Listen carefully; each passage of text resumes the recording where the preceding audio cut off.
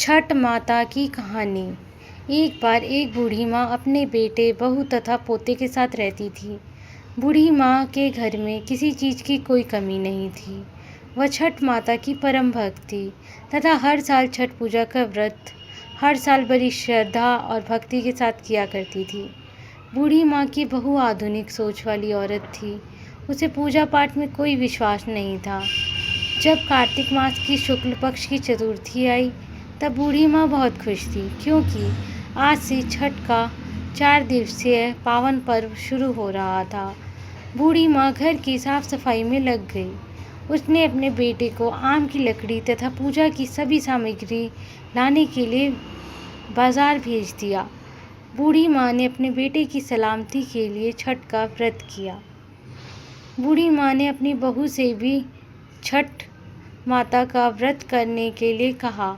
तब बहू कहने लगी, यह सब बेकार की बातें हैं, मुझे इन सब में कोई विश्वास नहीं है, इससे क्या होगा।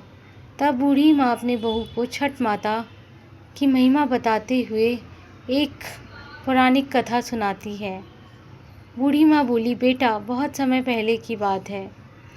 प्रियव्रत नाम के एक प्रसिद्ध राजा थे। उनके पिता का नाम था स्वयंभू मनु। प्रियव्रत बहुत सदाचारी और धार्मिक प्रवृत्ति के मनुष्य थे।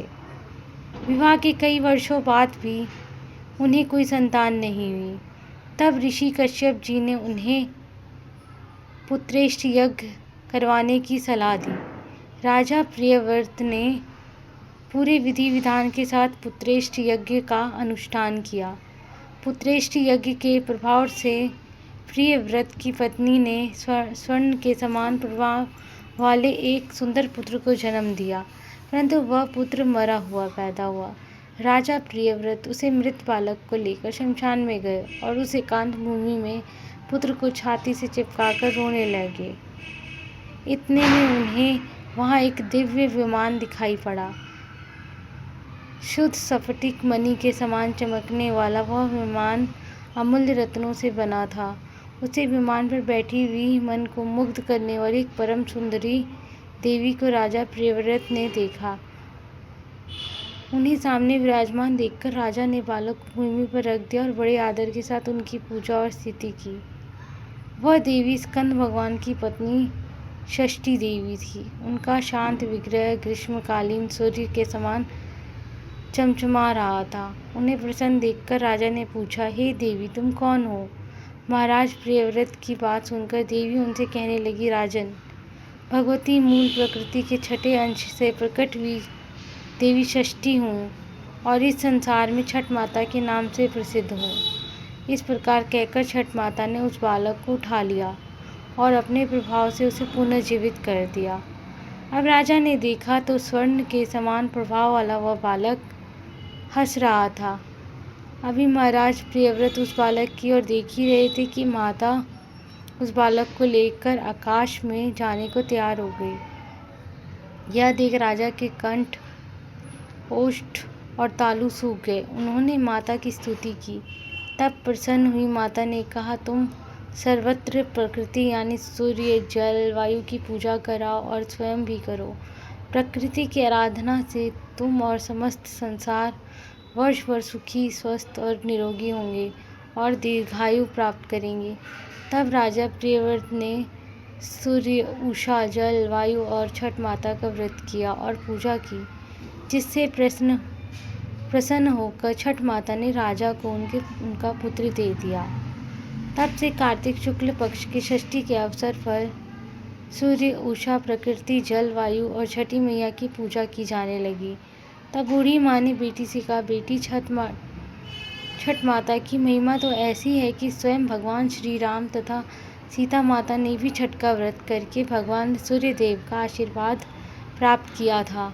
महाभारत काल में दानवीर कर्ण और पांडव भी महाभारत के समय में छठ का व्रत किया करते थे। यह सब सुनकर वह आधुनिक बहू बोली, यह सब मनगढ़ंत कहानी है, मैं इन पर विश्वास नहीं करती। यह सुनकर बूढ़ी माँ छठ माता से क्षमा मांगने लगी और बहू को फिर से समझाने की कोशिश की कि बेटी, हजारों सालों से चली आ रही इस परंपरा का मजाक मत उड़ाओ तथा तुम भी मेरे पोते की दीर्घायु के लिए छठ माता का पूजन करो। बूढ़ी माँ की बातों को सुनकर सुना अनसुना करके वहाँ से चली गई। बूढ़ी माँ ने बड़ी श्रद्धा के साथ नहाए खाए का दिन किया। बहू ने पूरा दिन घर के बाहर मौज मस्ती में बिता दिया। अगले दिन छठ पर्व का दूसरा दिन यानी कार्तिक मास की शुक्ल पक्ष की पंचमी आई, जिसे खन्ना या लौंडा के नाम से जाना जाता है। संध्या काल में जब बूढ़ी माँ ने खीर रोटी का प्रसाद दिया तो फिर से बहू ने कहा, माँ, इतना कठिन निर्जला व्रत का कोई फायदा नहीं, तुम केवल अपने शरीर को कष्ट दे रही हो। यह सुनकर बूढ़ी माँ ने बहू को फिर से छठ माता की महिमा समझाने की कोशिश की, परंतु बहू ने उन सब बातों को अनसुना कर दिया और अपने कमरे में जाकर सो गई। वैसे तो बूढ़ी माँ कई साल से अपनी बहू को छठ माता की महिमा बताने की कोशिश कर रही थी और हर साल बहू उनकी इसी प्रकार से सुना अनसुना कर देती थी, परंतु इस बार ना जाने क्यों बूढ़ी माँ का दिल बहुत घबरा रहा था और वह बार बार छठ माता से प्रार्थना कर रही थी, माँ, इस बच्ची को क्षमा करना, यह अभी बच्ची है और आपकी महिमा नहीं जानती है, माँ, इस क्षमा करना। अगले दिन कार्तिक मास की षष्ठी थी। सब लोग पूजा की तैयारी में जुटे थे, परंतु बहू अपने कमरे में सो रही थी। बहू बहुत देर से उठी और पास पड़े अपने बेटे को उठाना चाहा, तब बेटे ने जवाब नहीं दिया। यह देखकर बहू बहुत घबरा गई और भागी भागी अपने पति और सास के पास गई और उन्हें यह सब बताया। बहू की बात सुनकर बूढ़ी माँ और उनका बेटा कमरे में दौड़े दौड़े आ गए और उन्होंने बच्चे को जगाने की कोशिश की, परंतु वह नहीं जगा।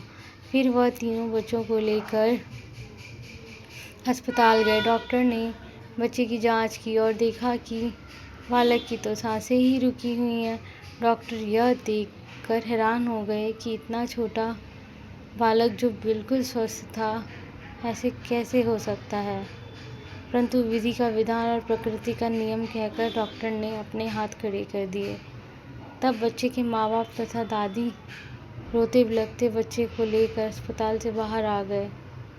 बूढ़ी माँ का दिल तो पहले से ही घबरा रहा था। पोते की सांस चले जाने पर बूढ़ी माँ की जुबान पर केवल यही शब्द थे, हे छठ माता, क्षमा कर दे, मेरे पोते के शरीर में सांस भर दे। तुम तो पुत्र देने वाली हो, उनका पालन और उनका कल्याण करने वाली हो। तुम समय से पूर्व उनके प्राण कैसे ले सकती हो? यदि हमसे कोई भूल गई तो क्षमा कर दे। इस समय कहीं से कोई अनजान औरत वहाँ आ गई और बूढ़ी माँ की बहू से कहने लगी कि छठी मैया किसी के भी असमय प्राण नहीं लेती। तुमने अवश्य ही कुछ ऐसी भूल की है जिससे माता बहुत नाराज़ हो गई है। आज छठ का पावन पर्व है, पूरी श्रद्धा से छठ माता को याद करो और विधि पूर्वक व्रत करने का संकल्प करो। तुम्हारा पुत्र अवश्य ही जी उठेगा। शोक में डूबी हुई माँ के लिए यह शब्द उम्मीद की किरण लेकर आए और ना जाने कहाँ से बहू के अंदर एकदम से श्रद्धा का संचार कर गए। तब बहू ने आंखें बंद करके छठ माता को याद किया और विधि पूर्वक छठ का व्रत करने का संकल्प लिया।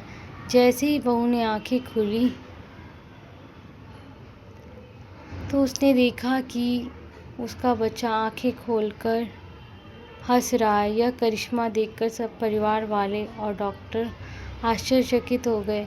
बच्चों को जीवित देखकर जैसे ही उस अनजान औरत को धन्यवाद करने के लिए सिर घुमाया तो देखा कि वहाँ कोई नहीं है। वह समझ गई क्यों साक्षात छठी माता आई थी, जो उसे स्वयं इस व्रत की महिमा का ज्ञान कराने के लिए आई थी। उसके बाद बहू ने बूढ़ी माँ के साथ मिलकर पूरी श्रद्धा से पूजा की तैयारी की और शाम को घाट पर जाकर सूर्य देव को संध्या अर्घ और अगले दिन उषा अर्घ दिया।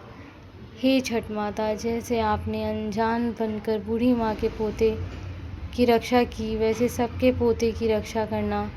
दोस्तों, अगर ये धार्मिक कहानी आपको पसंद आई हो तो वीडियो को लाइक करके एक प्यारा सा कमेंट ज़रूर करें और इस वीडियो को ज़्यादा से ज़्यादा शेयर करके हमारे यूट्यूब चैनल जूही हर्षिव ऑफिशियल को सब्सक्राइब करें। धन्यवाद।